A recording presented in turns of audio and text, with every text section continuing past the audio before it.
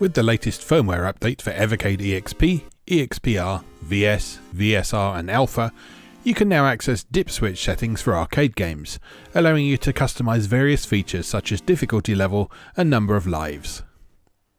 To get started, navigate to a game's information page and select the ellipsis icon. Next, choose dip switch settings from the game options menu. If this option does not appear, the game does not support dip switch settings at this time. Different games have different dip switch settings available. For example, this settings page from Alcon from Towerplan Arcade 1 allows you to adjust the number of lives per credit, the score boundaries at which you earn an extra life, and the overall difficulty level of the game. This settings page for Rodland from Jalico Arcade 1 lets you choose the number of lives per credit, including an infinite lives cheat mode, plus whether the game starts on its first or second episode, and its overall difficulty level.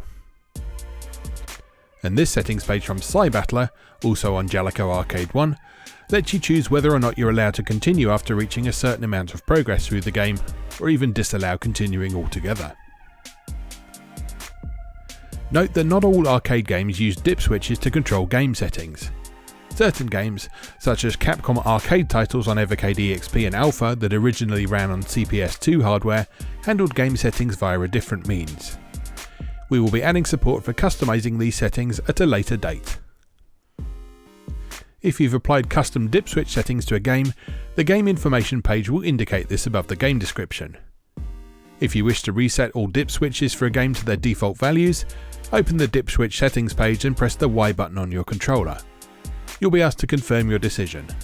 Follow the on-screen button prompts to confirm or cancel. Using competition mode will also reset dip switches to their default settings. To get started with this new feature, update your Evercade EXP, EXP-R, VS, VSR or Alpha to the latest firmware version. Please see the Evercade website for further information.